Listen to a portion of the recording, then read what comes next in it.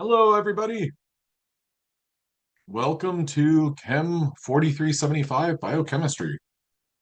I am Dr. Gray. I will be your instructor for this class this semester, and I hope that you're ready. I hope you're looking forward to it. Um, sorry, I will. The first thing that I can go ahead and do is just get started with a little bit of a rundown of the way that I like to communicate. Um, the best way that I know to communicate with you guys is through the Canvas announcements.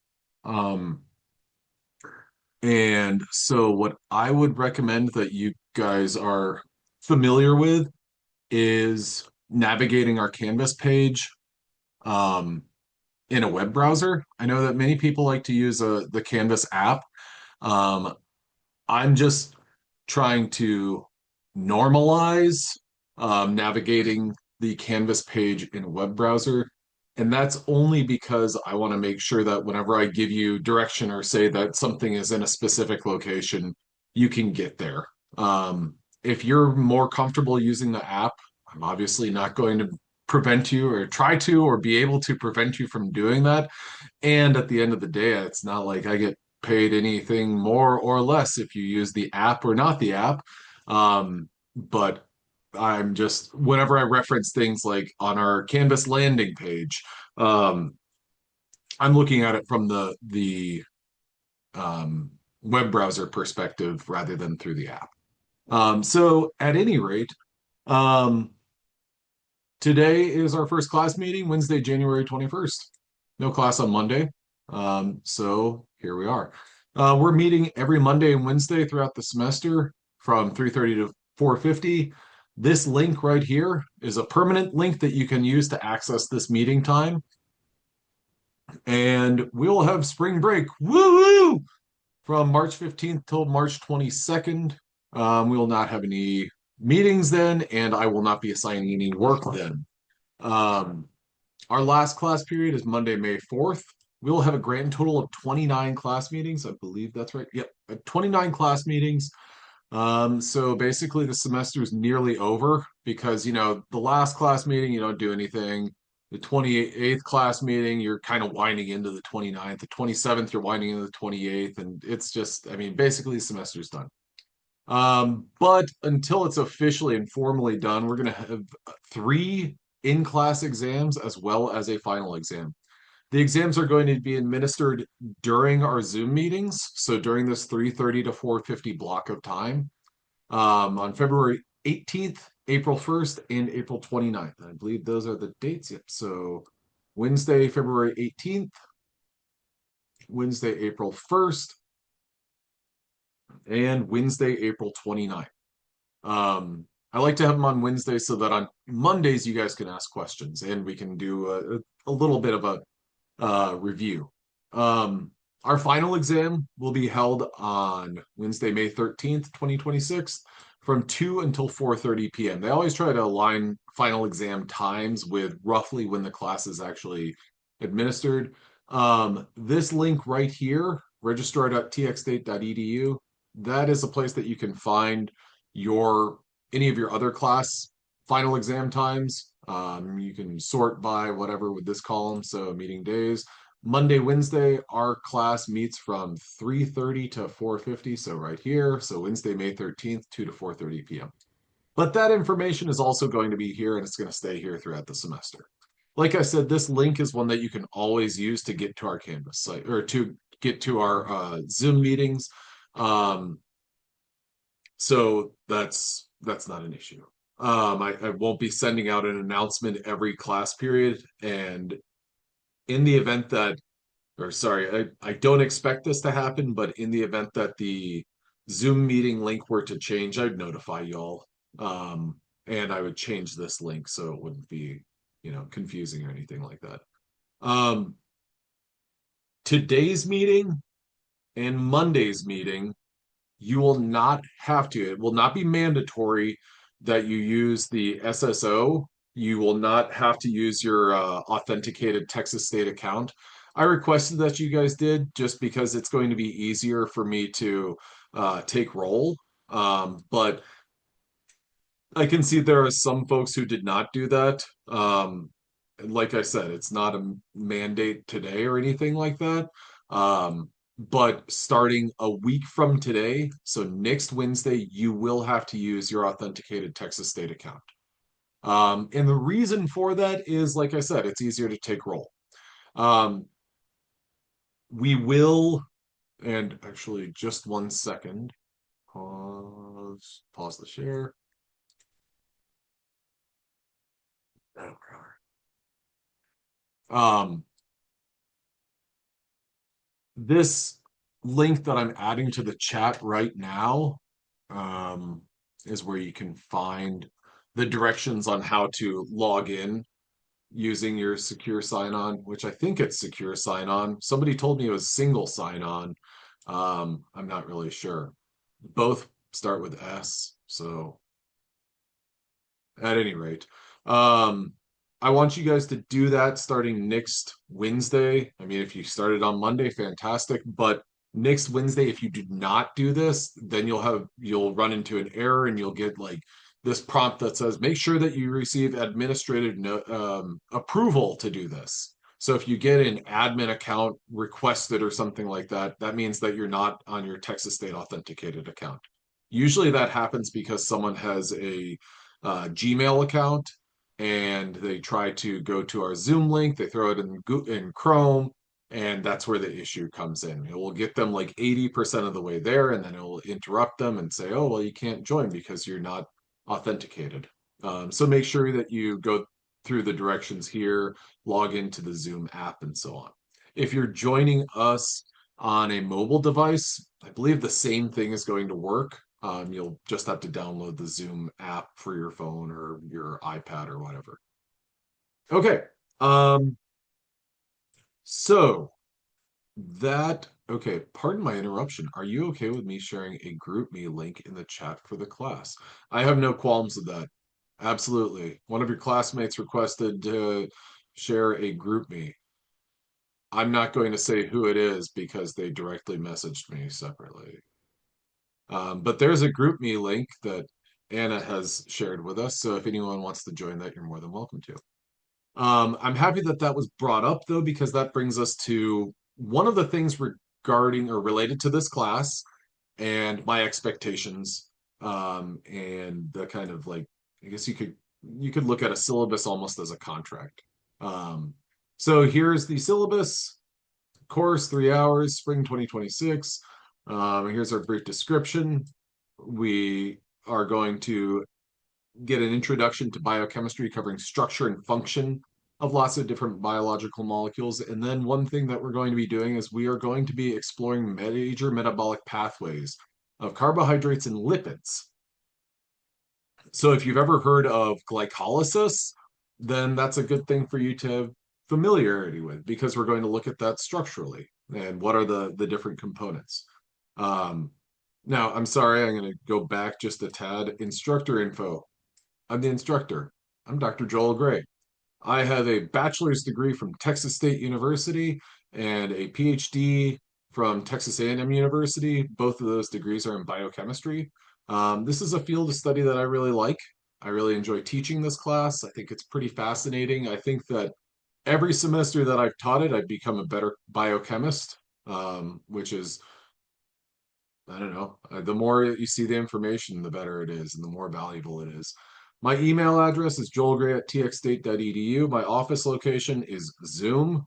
Office hours, I've got office hours Monday and Wednesday, 12:30 to 1:30. There's the link.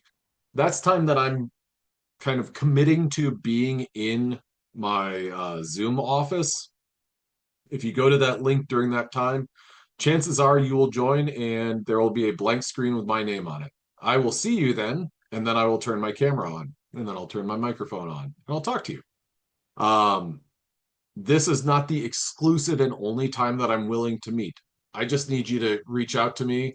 You don't have to, and this is one thing that students have a tendency to do from my experience is they send an email that's like, "Oh, I'm so sorry I can't make it to your office hours 12:30 to 1:30 because I have class or I eat lunch." And you know, you don't have to, first of all, you don't have to apologize. Um, and you don't have to like excuse yourself. Just say like, hey, can we meet on Tuesday at 1 p.m.? Sure. I understand that my office hours are not going to work for everyone, so I've long since stopped doing that. Now what I do is I just say, I guarantee you that I will be at at this place in these times. If I am not there or if I plan on not being there, I will let you guys know in advance. Um, so just kind of keep that in mind. The best way to contact me is through email as opposed to SOS or carrier pigeon. Ah, expected response time. I'm going to try to get back to you within 24 hours if you contact me on a business day. If you contact me at 4 p.m. on Friday, I'm going to get back to you by 4 p.m. on Monday. Why? Because the weekends are for Joel. Um, from time to time, I'll respond on the weekends. I'm kind of a procrastinator, and so the weekend is my opportunity to be like, ooh, not going to respond to that. It's the weekend. I see it. I know the information that I want to say, but oh, I hate to run into, taking care of something right now. Um, at any rate, I'll try to get back to you within 24 hours. With that said, if I don't get back to you within 24 hours, go ahead and send me another email. I know that that's more work for you, but if it's something that's pressing and hey, I really need this information, you know, advocate for yourself. Get that information. Um, now, okay, so here's the breakdown of our class. And I had somebody email me, I think from this section, they asked about basically point totals and participation. This is what is in the syllabus. This is what is official. This is on the HB 2504 webpage. I'm not sure if anyone's familiar with that. That's a mandate by the Texas State Legislature that has to have all of the information about syllabi. Okay, so your class is broken down into, or your graded parts of this class is broken down into quizzes, homework, midterm exams, final exams, and participation. Quizzes account for 20% of your grade. Homework is 15. 20 plus 15 is 35. Midterms are 15% each. There's three of them, so that's 45. So 45 plus 15 is 60, plus 20 is 80. Then we've got a final exam worth 15% of your grade and participation, which is worth 5% of your grade. So all of that adds up to 100. I've got that also set up in the weights on our Canvas page. So with that in mind, I want to go into each one of these and I'll do participation last. And then I'm going to kind of group that or rope that back in with the group me. So quizzes, we've got a total of 13 quizzes. Your three lowest quiz grades will be dropped. Another way of looking at that or another way of rephrasing that is your top 10 quiz grades are what count.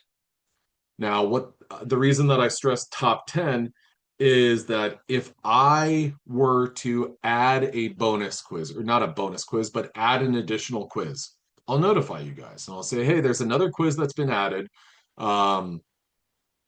And what that means is your new quiz total for the semester is going to be 14. So now, rather than three quiz grades being dropped, four quiz grades will be dropped. So again, your top 10 quiz grades are going to be the one that count and move forward. So you can kind of think about it, and I would recommend maybe thinking about it as your top 10 quiz grades.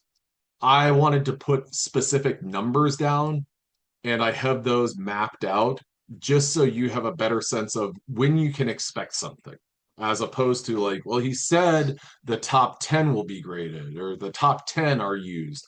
How many does that mean? Are we getting 10 or are we getting 16? What's the deal? So I'm assuring you at least 13 quiz grades. These will be posted on Mondays. Bless you. They are going to be due on Wednesdays at 11:59 p.m. You'll have two attempts on them, and um, your highest score is going to be recorded. So another detail about these is that you will have the opportunity, or you'll be taking these with Proctorio. That's the lockdown browser that also uses your webcam. Um, and that Proctorio is going to be used for that for your quizzes. You can take the quiz whenever you want. It's going to have a designated time, whether it's 15 or 20 minutes. I think it's going to be 20 minutes. Um, you can take it whenever you want within that window. Now, with that said, um, I want to bring up the late policy. Activities and quizzes will continue to be accepted up to 48 hours after their due date, but will be subject to a 25% deduction. Assignments will not be accepted after the cutoff date. So the cutoff date would be 48 hours after this Wednesday at 11:59. So if you miss the quiz on Wednesday and you take it on Thursday, then you can do it, but you're going to have a deduction. So your highest score will have that deduction associated with it. It will just be considered late. Homework. These are largely going to be H5Ps or HTML5, I guess, tools that you can use. You'll have a total of 14 of them. Your lowest two are going to be dropped. These are going to be posted on Mondays and they're going to be due the next Monday. Most of these things are going to be focused in on like specific terms and making sure that you're familiar with how to use specific terms. I say that just because there's one H5P. Are quizzes open? No. Thank you for asking that question. No. Quizzes are going to be closed. Quizzes are closed everything. And I will get to exams and what their status is in just a moment. But the quizzes are just for you and just for your brain. So one of the H5Ps that you can expect to see is a crossword puzzle. And so that will be like, hey, here's a molecule. What is the name of that molecule in this crossword puzzle? Or here's a description of a molecule. What is the word that goes in for that in that crossword puzzle? But like I said, you'll basically have 7+ full days on that, or 7 full days on that. Midterm exams. These are closed note. However, everyone can use a single 3x5 index card. You can write on the front and on the back. You can handwrite on it. You can have it printed.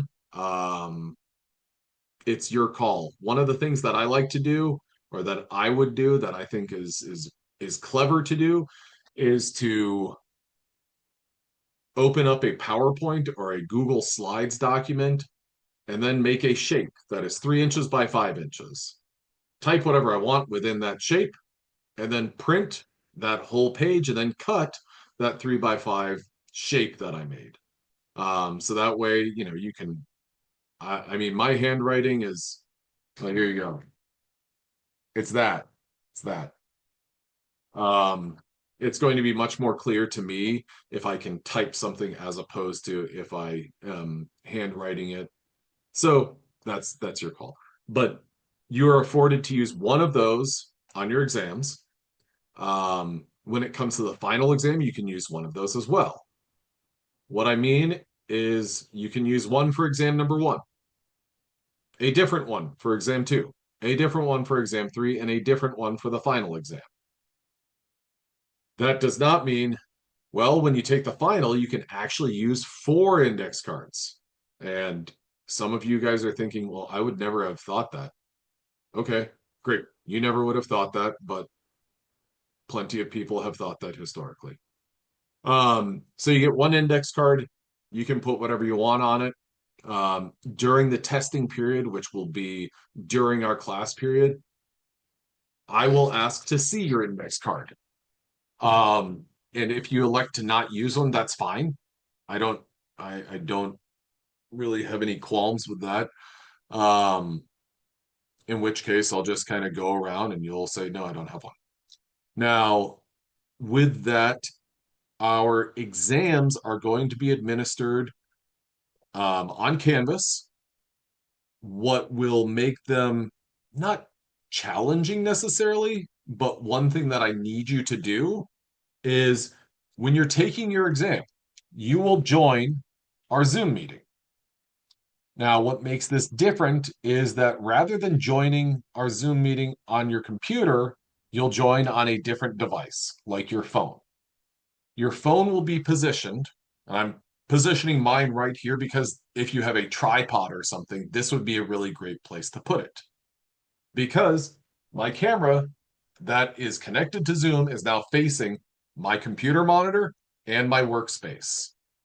So the person who is proctoring the exam can see what's exactly on my screen. They can see that, oh, I only have Canvas open as opposed to, oh, I have Canvas and Wikipedia open. Oh, I have Canvas and a Zoom meeting with somebody else open. So I can just be like, oh, I'm speaking out loud. Ooh, the question is blah blah blah blah blah. Hmm. I will read all of the answer options aloud, but really it's just my own thinking. I'm thinking out loud. So that's what we're going to do for our actual tests. So I will be proctoring them, and if I get some support proctoring them, fantastic. But if not, then so be it. It's just me. And whenever we get closer to an exam, which our first one is going to be February 18th, our next is April 1st, and our last is April 29th. I'll kind of demo what I'm expecting and what I'm looking for there. Now, with that said, I think it's a good idea for you to kind of anticipate that and think, okay, I've given you the exam dates.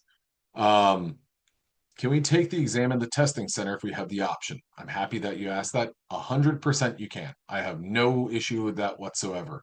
You've got the exam dates for each of the in-class exams as well as the final exam, so you can coordinate with the testing center and we can get that set up. So if so, awesome. I know that one thing that typically happens with the testing center is their schedule and getting a testing slot might not completely or perfectly align with when we take our exam. And I've worked with the testing center before, so I have some grace for that. So pursue that if you can. I think that's great. And that's yeah, that works for me. In which case, that's a different operation. You don't have to do the Zoom for your testing period.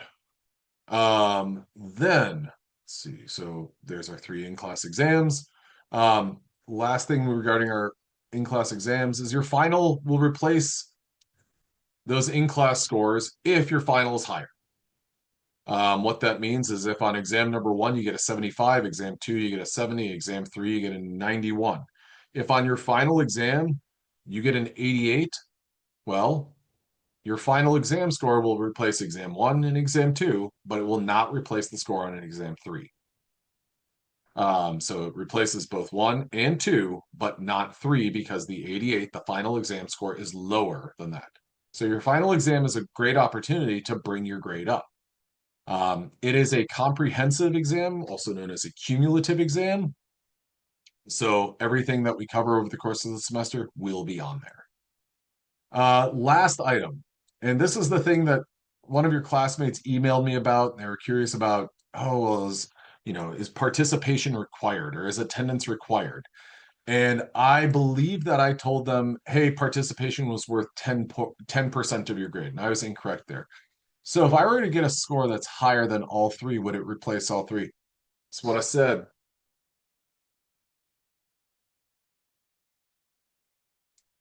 Um, but I'm happy that that was brought up because I don't want someone to be like, haha, I've got this great plan. I'm going to skip every test. And then I'm just going to swoop in on the final and ace it. Um, if you do that, my curiosity would be, what's the point of school? I mean, it's an interesting gambit to be like, I'm never going to participate in this, and then see if at the end I can pull it out. I mean, bank robbers plan things out. Bank robbers like case the joint. They're like, okay, there's a security guard there, security guard there, security guard there. Okay, here's how we have the perfect getaway. They plan it out. Um, yeah, don't. Instead, be like, hmm, this bozo seems to ask this sort of question. Oh, oh my gosh, I bet he's going to ask that sort of question on the final. Yeah, you're probably right. So if you at the end of the semester are like, I'm going to outsmart this doofus like 10 times over. Yes, do it. Wait, can you repeat which can get dropped? If you do better on the final, then your in class exams, they get replaced by the final. Is the final exam the only exam that can replace our lowest grades? Let's say exam two is the highest, higher than exam one, exam three, and the final. No. The only reason the final can replace is because we'll give me a throw a Y in the chat if you believe that the material on exam one is going to be on the final. And give me a no if you don't think so. Yeah. So if you take exam number one, and let's say exam number one, you're asked about proteinogenic amino acids or classification of amino acids. And you're like, I don't get that. I struggled with that. Man, I'm just having trouble with that. And you get every single one of those questions wrong. Well, surprise. When the final exam comes around, you're going to have questions about classification of amino acids. That's your chance to then say, okay, well, here's the final, or I know my final is next Tuesday. I'm going to look back at exam number one and make sure that I know all of the stuff on exam number one because all of the stuff that's on exam number one is going to be on the final. Are the questions going to be repeated? No, but the content is going to be repeated. The same sort of information is going to be addressed on that final. So those are things that I want you to anticipate and prepare for accordingly. I want you to, when you're taking your final, to be like, there's a point for me to look back at my old exam. And I say this just because I knew a lot of people who were very good students, and I was not a particularly good student because I would get a exam and I'd be like, okay, um, I made a 72. That was close. Or I'd say, oh, I made an 88. That was close. There was never like, what were the 12 points that I didn't get? Why did I not get those 12 points? Why did I not get those 28 points? I want you to be better students than that and to look at it and say, okay, well, it looks like, and use office hours to meet with me to talk about your exams. To say, hey, I looked at my exam. Do I post exams from previous years? What I'm going to do is I'm going to post practice exams. So to answer your question, no, because every semester I kind of move some things around. Um, but I'm going to post practice exams that will be covering the same content. So when you take your first exam in this class, you will have seen some of the questions that I like to ask, and you will have seen questions that are over the same material that you're going to have questions over. You'll be able to use those to say, hey, he asked about calculating the PI of a tripeptide. I bet he's going to ask about calculating the PI of a tripeptide. Do I know how to do that? I don't. Okay, well, I should probably figure that out because he gave me this question on a practice exam. So probably worth my time. Um, so I want you guys to, whenever you're looking at your old exams, to say, okay, well, here's the sort of questions that he asked. He's probably going to ask those similar sorts of questions. Okay, so does anyone have any questions? And I am glad to repeat something. If I said it once or twice or whatever. Does anyone have any questions about everything up until participation? I haven't completed the stuff or my thoughts on participation. While I'm waiting,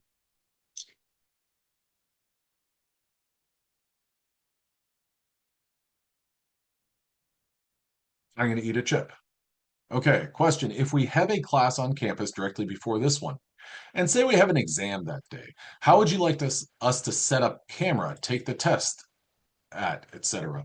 Um, I'm happy that you're asking this. Good question. Um, I would go ahead and I mean, I'm just so tempted to answer in a very smart alecky way. and I don't want to do that because that's not productive for anyone. Um, so what I would do, let's say that your class right before this one is in the supple building.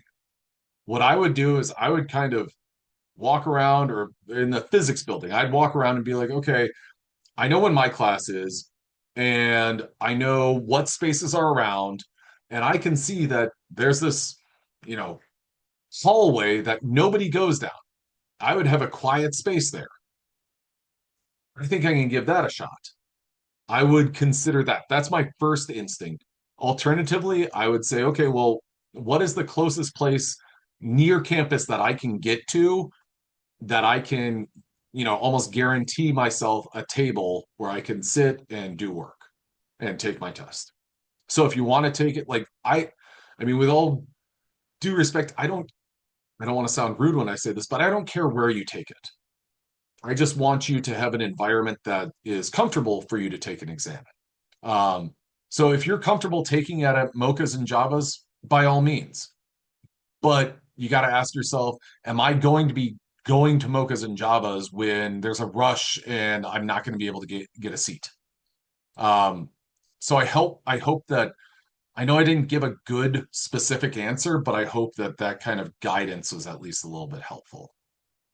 Um, are the exams going to be multiple? You could maybe pre-reserve rooms at the library. Oh, that's a good idea. Are the exams going to be multiple choice or open-ended? For the most part, they're going to be multiple choice questions. Some of them are going to be multiple select, so that would be a question where it's like select all of the true statements, and you have to get all of those correct in order to get complete credit for that. What was the size for the index card we can use for the exam again? 3 by 5, 3 inches by 5 inches. Also, are we able to use both sides or just one side? Both sides.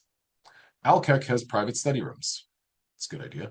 Is there a link for us to download the Proctorio thing, or is it like built in? Proctorio is available. I mean, oh, perfect. Thanks, Miles. I'm going to give you guys a practice Proctorio quiz, um, which will be worth 1 bonus point on your final exam. And that's really just to like make sure that you've done what you need to do to get Proctorio to work. Um, and what that might mean is you have done what you need to do by contacting ITAC and saying, "Hey, I tried to log in and I ran into an issue."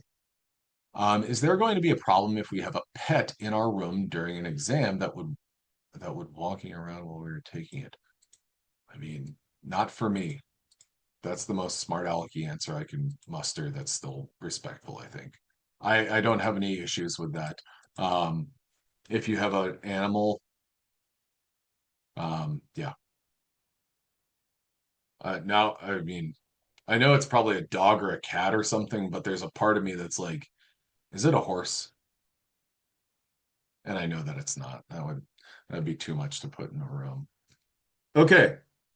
Is Proctorio only utilized on the final exam? Actually, Proctorio is not utilized on the final exam. Proctorio is only utilized on the quizzes. Our exams, whether they're in class or your final exam, those are all going to be administered through Zoom. So Proctorio is used so that you can take the quiz whenever you want, and it is proctored. Um, so that's why we use Proctorio. And so it's during those other times. Okay, now I'm ready to talk about participation. So attendance, I think, is a very fair and valid question to be curious about. Um, is attendance taken? Does it impact my grade? The answer to the question is yes, it does. It does impact your grade. Participation is worth 5% of your grade. Participation is going to be determined from Zoom participation, and I'll have polls and questions. Usually, what I like to do is I like to start out with a couple of questions that are like kind of preview starter style questions where it's like, hey, I'm not explicitly saying this is what we're talking about, but I'm going to ask a general question.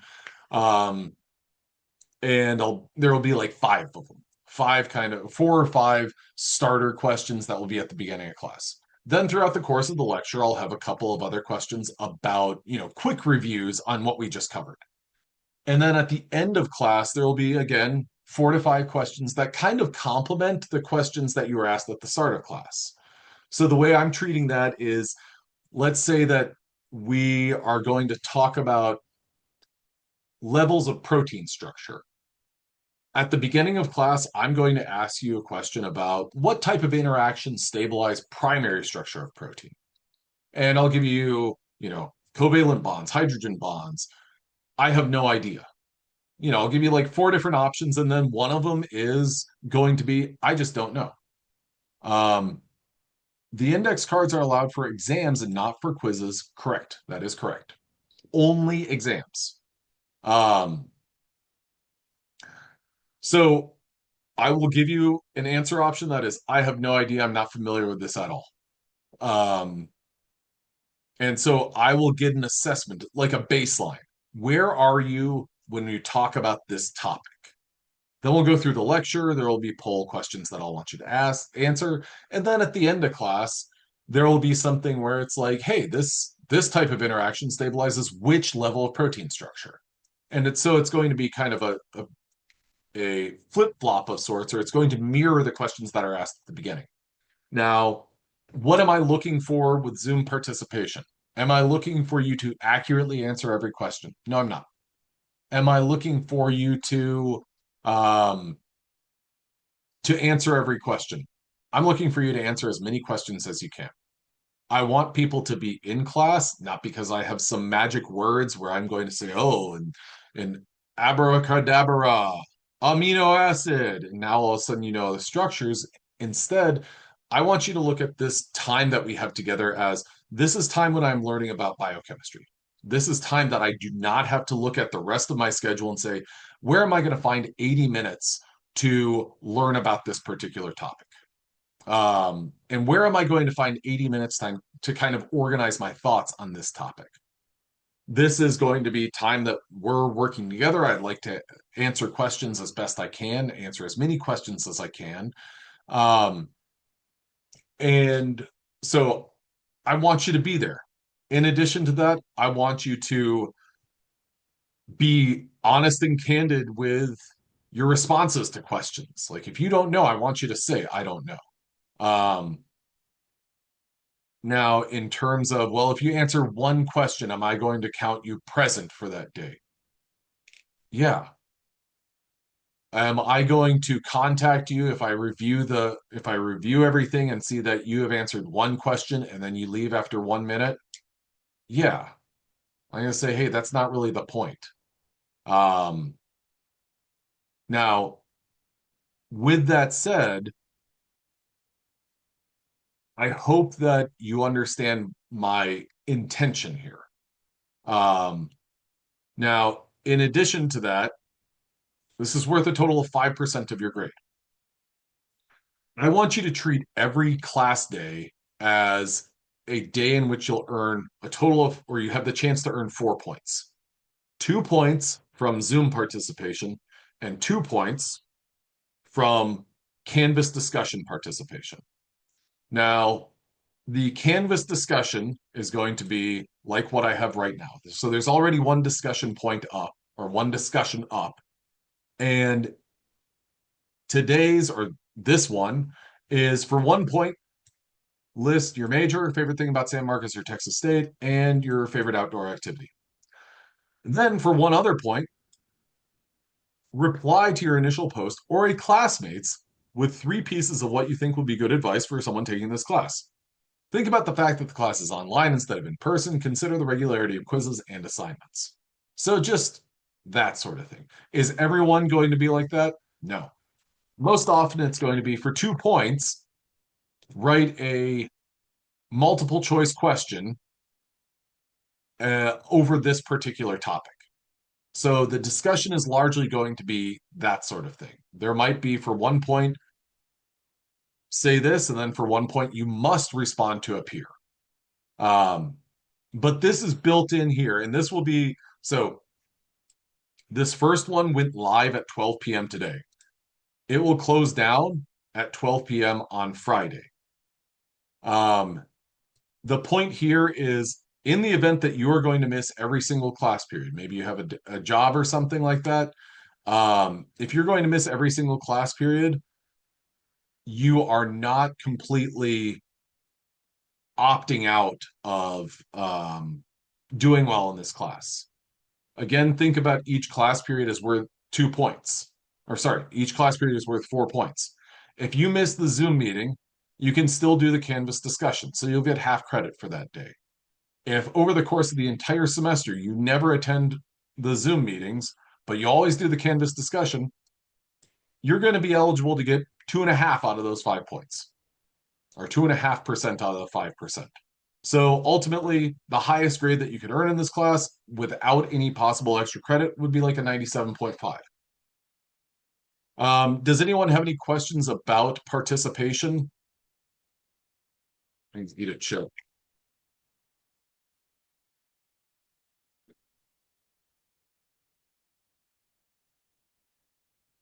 Alexander, thank you for bringing that up. I noticed that we are in teams. Is there a project? No, the discussions are just within those teams. So I've taken the class of like, I think we have 75 people, 70 people, and I've broken it out into groups that are like between 8 and 10 people. So that your discussion in there is basically going to be with the same people over the course of the semester. That group, your groups are going to be the same. I didn't really want to, mix it up every week, and there's no point in that. And then I've been in classes where you have a discussion that's open to everyone, and it's just chaotic. Are we required to talk using our microphones during class? No, you don't have to. Anything that you want to say, you can add throw it in the chat, direct message or message everyone. I have a question that doesn't pertain to participation, but do you offer recommendation letters?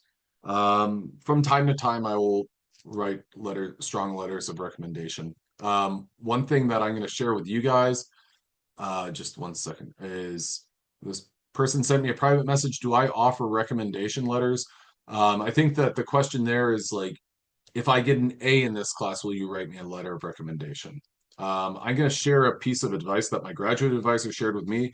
Don't ask for a letter of recommendation. Ask for a good letter of recommendation. Ask for a strong letter of recommendation. Anyone can write a letter of recommendation like, oh, Joel was in my class. They wore a blue shirt and regularly tied their shoes.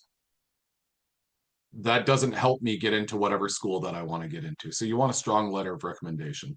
The answer to the question of do I offer letters of recommendation? Yeah, I will write them from time to time if somebody asks me to.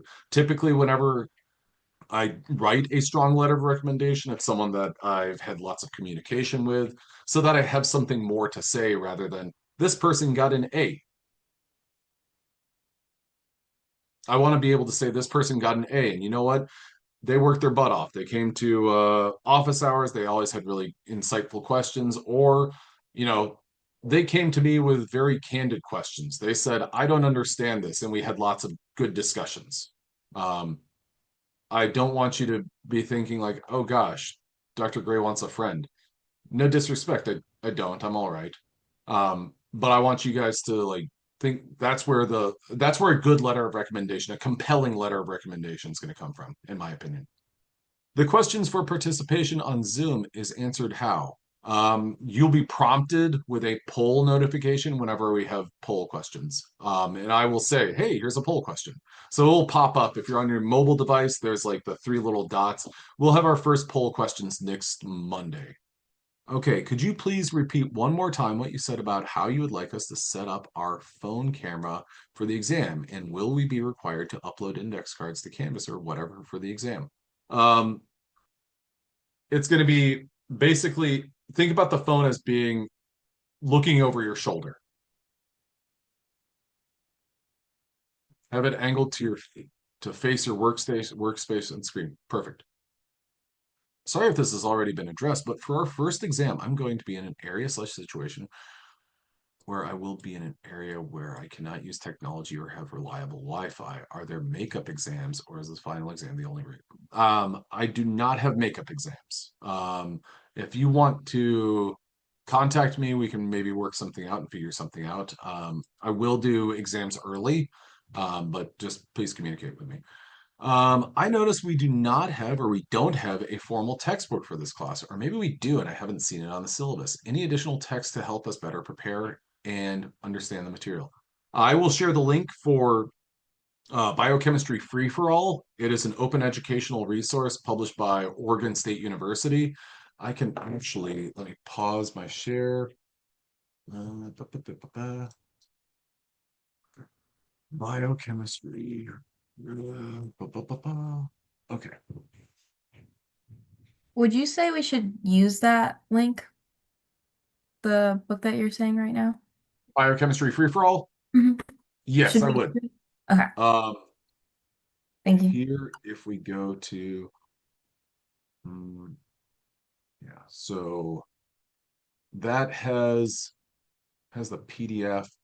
Okay, so I'm going to send you the link to add to the chat free educational resources.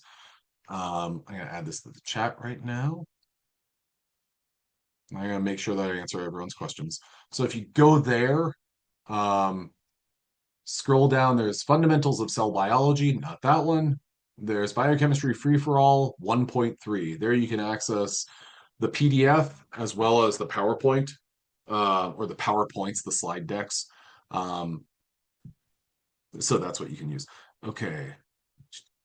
That's the textbook. So that's what I would recommend. Other textbooks are Voet, and Pratt. Biochemistry. Okay, here's the free education. This is the one right here. Biochemistry Free for All. If you do an Amazon search for biochemistry, Voet, and Pratt, that's going to be a good one. It looks like, so what I get for cleaning. Oh,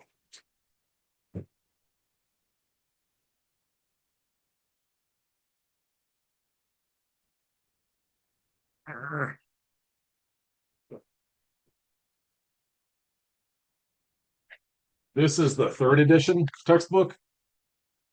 I think it's the third edition.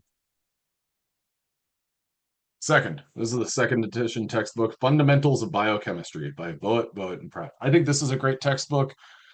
None of them are really that different from one another. They use different colors, like, oh, we use magenta text for this. Speaking of discussions, can I bend your ear at the end of class? It'll only take a second. Sure. What should we use that could hold up the phone?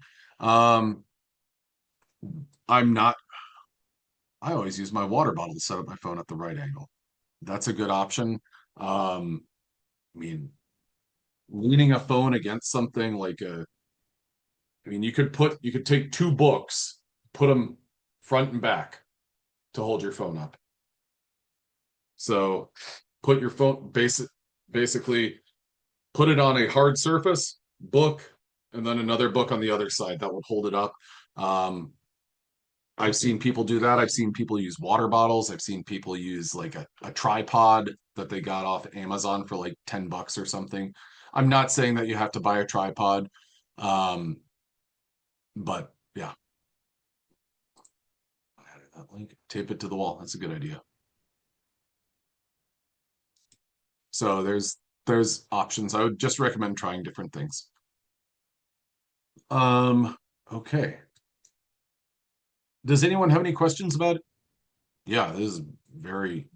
Does anyone have any questions about anything? I really set myself up there with that sort of question. Okay. Well then, let's go ahead and get cracking. Oh, yes, go ahead. I'm so sorry. I was gonna ask, are there actually I'm gonna email you, it's fine. Sounds good. Okay. So, oh man, it rearranged them.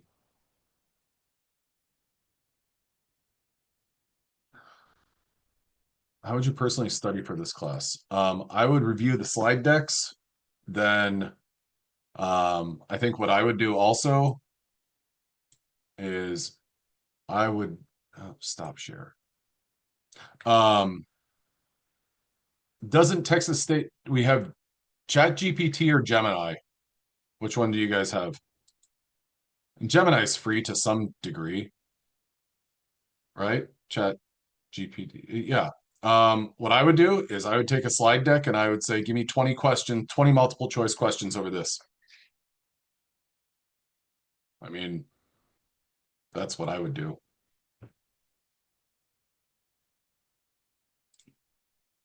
Because I think that's like a responsive and, you know, a practical way of using AI that no one's going to say is a bad, I don't think anyone would say is a bad thing. And if somebody thinks that's a bad way to do, I don't know. Pearson Pulse is a great resource. I'm not familiar with that. Okay.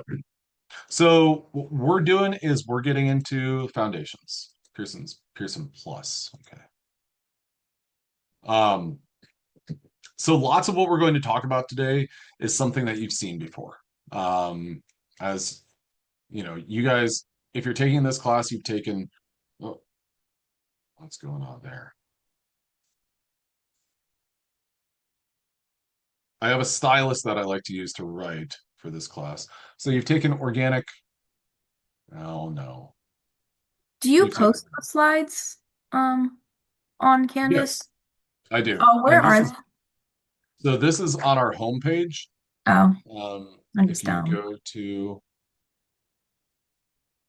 right here, material for the day. Right now Oh, I've got introduction and I always put it as a PDF as well. okay, I just missed that. Sorry. It's okay. Thank you. Sure. Um, okay. So you guys have maybe you've taken organic too, maybe you haven't. In my opinion, I mean, organic's important, but lots of what you talk about in biochemistry, really, you're good with organic one. There are some things that are a little bit tricky, um, but I feel like if you passed organic one, then you're going to be good with you've demonstrated that you're adaptable and you can learn this stuff. So the stuff that we'll cover in this class that relates to organic, if there's anything new, um, I will preface that. But more times than not, that doesn't come in until your second semester biochemistry.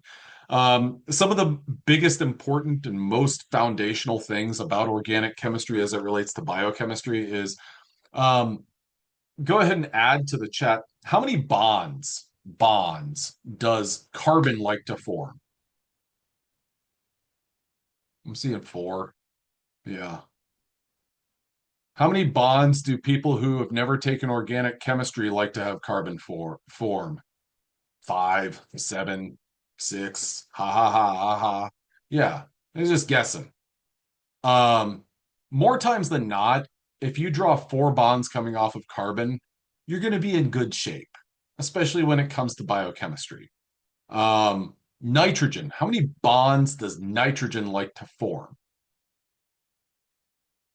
Three. It likes to get three bonds and then a lone pair of electrons. If nitrogen has four bonds coming off of it, what can you tell me about this? There's only one symbol that you need to put into the chat. It's positively charged. If you're comfortable with that, you're going to be in pretty good shape. Somebody threw an equal sign up there. I don't know what they're doing to me. I think they're checking to make sure that I'm watching the chat, which I will share with you guys. Oh, okay. That is one thing that oh yeah, plus and equal are on the same thing. I always like to ask questions that are like binary questions so you guys can give me a quick response. Throw a letter or throw a number in for this or this. So like I said, if you're good with organic chemistry, if you're good with the octet rule, chances are you're going to be all right in biochemistry. There's more to it than that. I don't want to completely trivialize it, but that's my nuts and bolts of it. So biochemistry is the chemistry of living matter. What a crazy concept. Bio relates to life and chemistry relates to chemistry. Oh, this is fantastic. The basis of all life is the chemical reactions that take place within the cell. We'll get a little bit of cell biology in this class because it's important to be able to visualize where different things are. Um, but for the most part, we'll be talking about structures of molecules, and we'll try to take those individual units and build them out into something larger, but that will take a little bit of time. Now, biochemistry is the chemistry of living matter, and I remember in my first chemistry class, it was really fantastic. We got a periodic table, and I remember one of my teachers was like, "Okay, you're going to have to learn every element in the periodic table." And we got to about calcium and stopped, so we kind of tapped out a little bit early. But at the time, it was like, "Oh man, I recommend this guy's books for chemistry as it saved my butt in other chem classes. Haven't tried this one yet, though. So, to be determined for here." I don't know what that link is. I think that a.co is an Amazon link, but there's part of me that's like, that's probably malware. So, mm, perfect cover, Emily. Just kidding. Um, okay.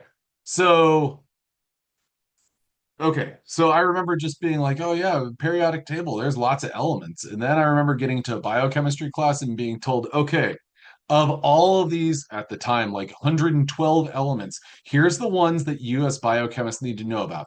Carbon, nitrogen, phosphorus, sulfur, chlorine a little bit, oxygen, hydrogen, sodium, potassium, and calcium. And I remember being like, yeah, but what about the rest? I mean, surely we need to know about the rest of those. And it was like, you'd be surprised. You'd really be surprised. You don't. And I was like, oh, well, that's good. Because, like I said, whenever we were tasked with memorizing the periodic table, I and the rest of the class kind of tapped out at calcium. So I'm happy to hear this information. Now, carbon, we're going to talk about that because it's pretty darn central. Sorry, it's to Dr. Holden Hemsworth. It's essentially a compressed textbook with all the basics in it. It almost had everything the ACS exam booklet had study-wise, but no practice problems. All right. Thanks, Emily. Carbon, we're going to talk about quite a bit because it likes to share electrons. It will share electrons with hydrogen. It will make a single bond with oxygen. It will make a double bond with oxygen. It will make a single bond with nitrogen, double bonds with itself, triple bonds with itself, single, and double bond with nitrogen. These are all things that we're going to see in this class. Now, we're going to see them in the context of functional groups of biological molecules. Now, your biological molecules, well, there's a bunch of different functional groups. And I know that there's a, I guess like an inclination for an instructor for this class to be like, okay, most of these you've seen before. And if you haven't seen them, well, you've seen them now. So I'm going to ask you questions about these. I will not be asking explicit questions about these just yet, but there are a couple that I want you guys to think about as you have seen them and you will see them again very soon. First of all, carbonyl in the form of an aldehyde or a carbonyl in the form of a ketone. What make them similar? What make them different from one another? In addition to that, in this carbonyl, when you look at that carbon right there, is that carbon, is that going to have a partial negative or a partial positive charge on it? That carbon's going to have a partial positive because this oxygen right here is going to have the partial negative. In biochemistry, lots of what we're doing is thinking about and placing where partial charges are. Where are these different entities that are going to attract one another? Where can we find those? Then if we look at things like a carboxyl group or a sulfhydryl group, well, specifically when I look at that carboxyl group, could anyone tell me, and this isn't a trick question, what's the charge of a carboxyl group as it's drawn right here?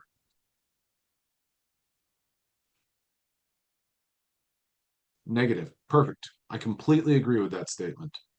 Okay.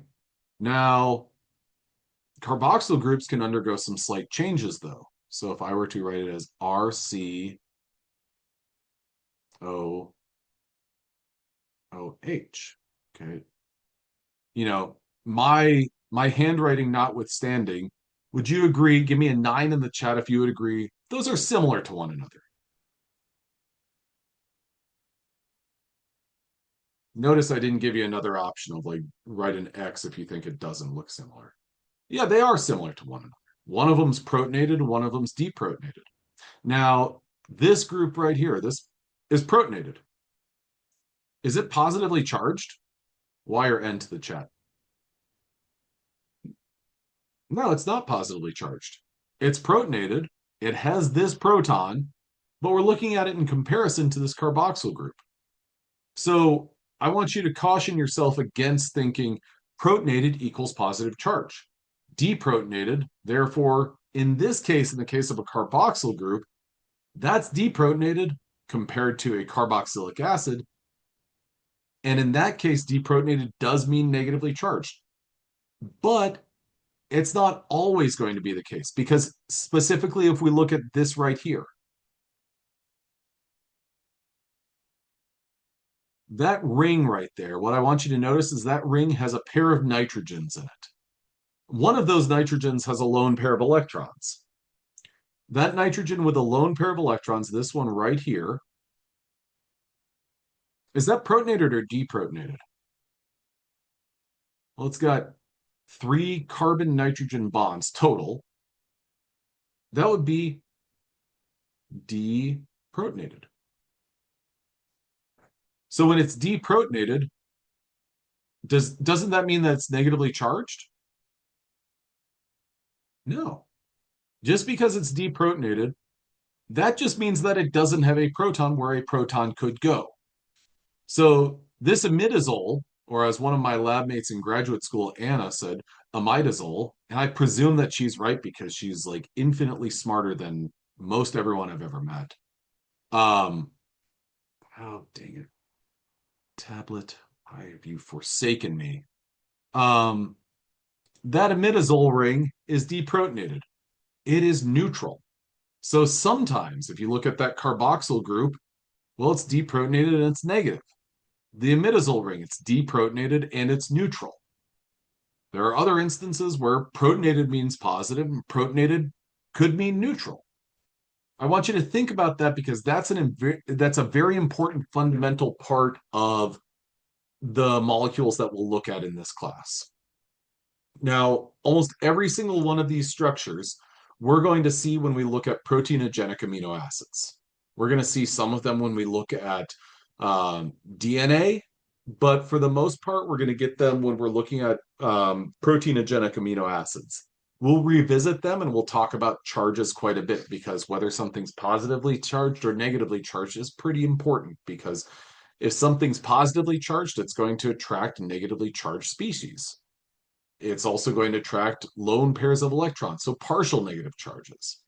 So I'm not going to ask you explicit questions about these functional groups and ask you to identify them, but I think that it is a good thing to just kind of like anticipate them in that context. So visualizing like how could they change under these circumstances. So what we'll talk about quite a bit in this class is different interactions, different intermolecular forces. We'll talk about hydrogen bonding, ionic interactions, and hydrophobic interactions. Hydrophobic interactions are the ones where, well, a hydrophobic molecule doesn't like water, so another hydrophobic molecule, or sorry, one hydrophobic molecule is going to find another because they like each other. They're pals. They want to stay together away from water. Now, when you think about, and what we'll talk about quite a bit also in this class with respect to interactions, is we'll talk about polarity. Now, I wish that here's one of the things about teaching is I think I decided that I have this tendency to say, I wish my professor would have showed me X, Y, and Z. And I'm guessing if I could travel back in time and sit in on myself sitting in one of those classes, I'd see probably the exact slide that my professor that I'm saying, like, oh, I wish they would have shown me this. and I probably see like the exact slide that would be like dream information, and I'm like sitting down looking like asleep or like counting my shoelaces. How many eyelets are on the left side of my shoe? Oh, 7. How about that? Um, I think that it's important to kind of embrace older content. So I know I struggled with the concept of polarity, classifying something as polar or non-polar. I felt like in organic chemistry, that was you just guessed. It was like, oh, hexane, polar. Oh, got it wrong that time. Maybe this will resurface. Um, no, hexane's fairly non-polar. But it's helpful for me. It was helpful for me to think back to like electronegativity, the Pauling scale of electronegativity, where a most electronegative element is fluorine.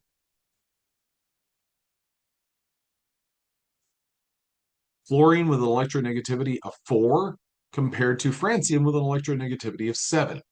Well, we're talking about sharing or not sharing electrons in there. Now, a covalent bond, electrons are being shared. In a polar covalent bond, they're being shared unequally. One of those atoms wants those electrons more. So between nitrogen and hydrogen, nitrogen wants those electrons more. So this is a polar bond, and nitrogen arguably is going to have a partial negative charge. Hydrogen, therefore, is going to have a partial positive charge. Now, when we talk about like a hydroxyl group, an OH, we've got a partial negative and a partial positive. This is going to come back whenever we talk about interactions, but also when we discuss cyclization of sugars. Now, when it comes to um, biology and the major biological molecules, we will get into amino acids of proteins. These are a big deal. Now, the groups that are highlighted in this kind of peach color, those are going to give you the description of or the classification for this molecule. So there are 20 or 22 proteinogenic amino acids that you are going to be expected to know the structures of. I made a series of YouTube shorts for those, and I'll share that link. I got 945 views on one of them.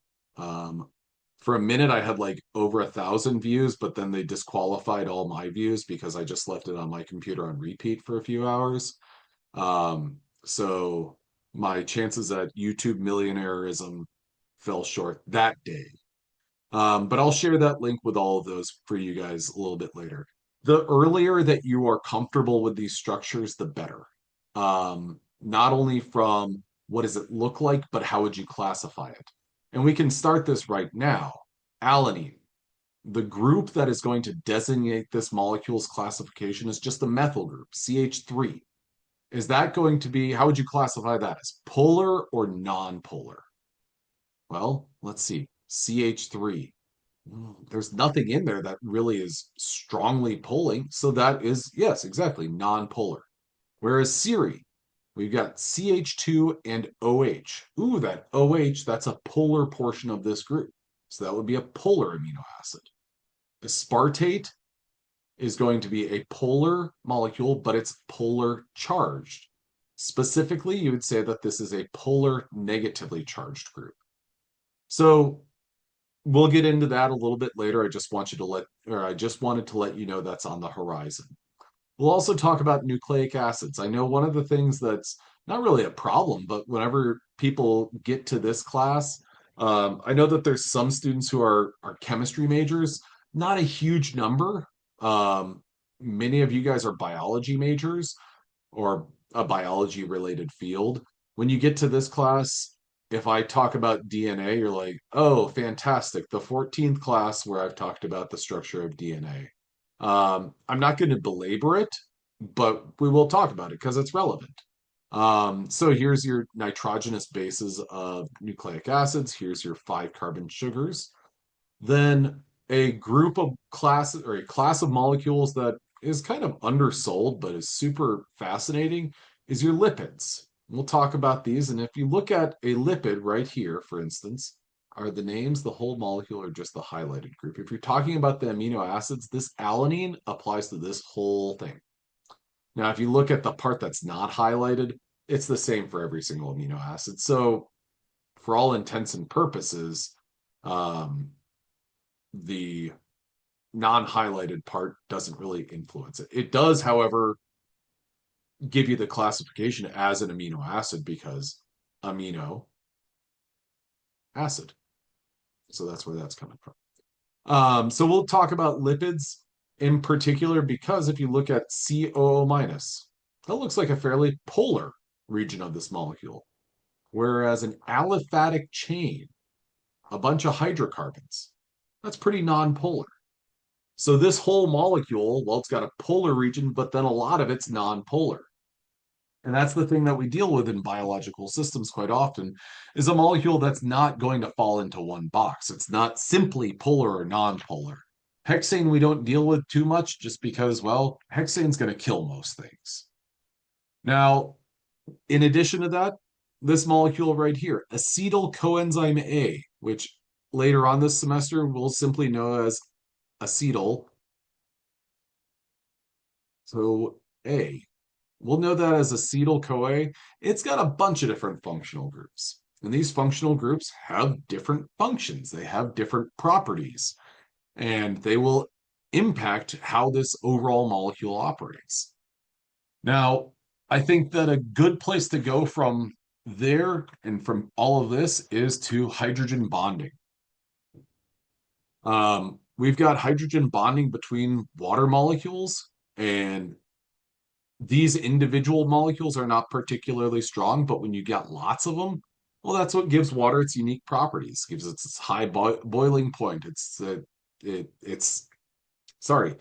what gives water its high level of surface tension. These hydrogen bonds hold these molecules together very, very tightly so that, well, water can be very strong.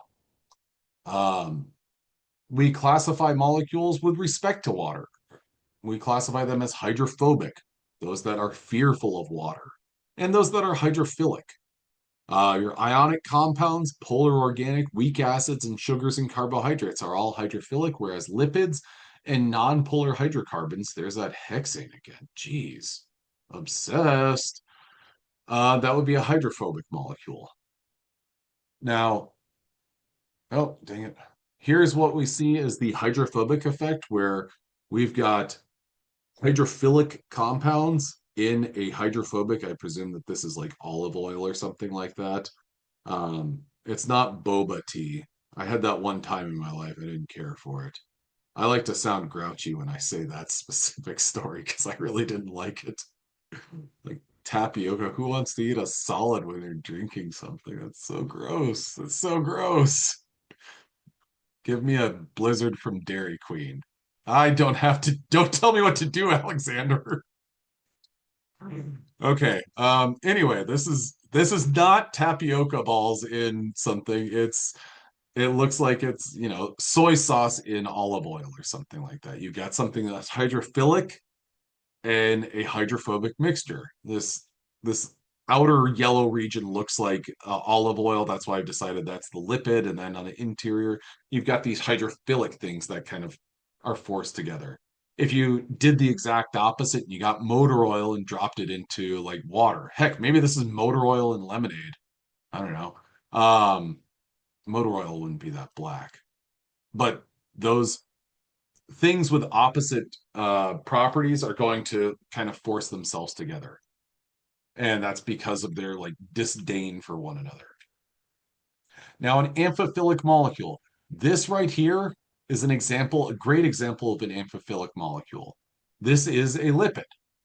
This is going to have a polar head group and then a non-polar tail, a hydrocarbon non-polar tail. Now, those molecules, like if you think about lots of these molecules and mixing them together, they can make something similar to this right here, which is a micelle. Now, if this polar head group corresponds to this blue/green head group, then where I've drawn my X, would you say that that X, that's where all these tails, where I've drawn another X is, would you say that the internal cavity of this is going to be polar or non-polar? The internal chamber, the internal cavity of this. Yeah, it's going to be non-polar.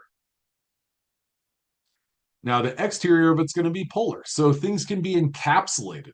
Non-polar things can be kind of captured or encapsulated inside of these micelles. Now, here, this figure shows something of the Irish flag, but also it shows a molecule that is amphiphilic. It's got a polar head group right here, and then a non-polar region. This would be an example of, has anyone ever heard of, give me a 7 in the chat if you've ever heard of a glycerophospholipid.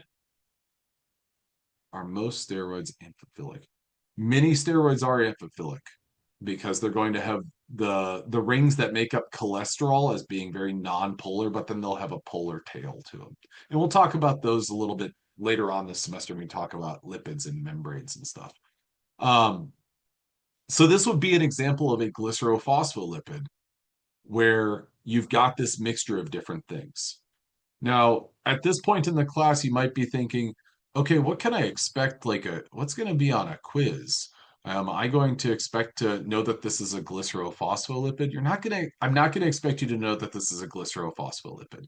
I want you to know at this point what an amphiphilic molecule is. I want you to know that that is something that shows that's a molecule that has both a polar and a non-polar region. And those polar and non-polar regions help contribute to formation of larger structures like this. Does anyone want to take a guess as to what this is right here?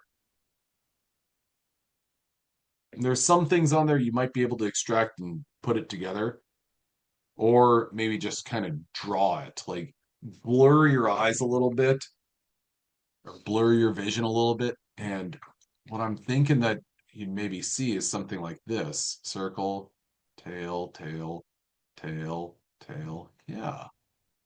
A lipid bilayer. This is a lipid bilayer, but we're seeing a little bit more detail of that lipid bilayer. Now, if you didn't see that, I don't want you to feel bad about that or anything. I want you to just be like, oh, okay, now I see it. This would be your hydrophobic tails, the interior of that lipid bilayer. Here are your polar head groups, here and here, respectively. So lots of amphiphilic molecules come together to make something a larger or higher order structure like a lipid bilayer.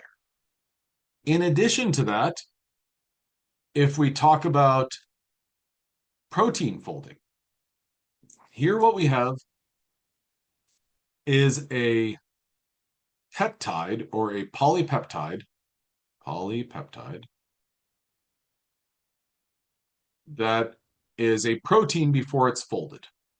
If you're not familiar with this, proteins are polymers of amino acids. They get produced at the ribosome, and then what they do, they kind of make like a shoelace of sorts, or a rubber band, or like a USB cable. And then when they extend out in this kind of linear fashion, I mean, that's not a perfect line or anything like that, but the thing that I've got the arrow drawn to, that's not going to do anything. That's almost like, okay, cool. You've delivered all of the materials to the construction site, but you haven't built the house. This right here, where I'm putting an X, is the folded protein. That's where all of these different interactions between amino acids has formed. Now, in the event that you're looking at this and you're like, ooh, neat. I look forward to learning more about that. Great. You will be learning more about that. Polarity and hydrophobicity drives this conversion from an unfolded, non-functional protein to this right here, a folded and a folded and functional protein. Now, there's a couple of amino acids that are highlighted. These right here that are yellow. Those are polar amino acids. Now, if you're looking at this and you're thinking, oh, that guy can't draw a circle around that. Well, I blame technology. For some reason, my tablet has decided that the drawing space is not what I want it to be. So I apologize for that. But I've highlighted these because these are polar. These are examples of the polar amino acids that are going to interact with an aqueous environment. An aqueous environment similar to the cytosolic environment inside a cell. Because inside a cell, you've got an aqueous environment. Oh, am I? Oh man, it's 450. Okay, so this hydrophobicity drives the folding of proteins. And here what we see is these right here that interact with the environment. And this is where I'm good ending for today. There are two more slides, but we'll pick those back up on Monday. In the meantime, I don't like to typically end so abruptly, but I stole you guys' time and I don't want to do that. But I really appreciate you guys coming to class. I look forward to this semester. I hope that you guys do as well. And if you got any questions, please feel free to email me. Otherwise, I'm going to hang around. I'm going to stop my recording in a second because somebody wanted to ask a question. I'm going to stop my recording.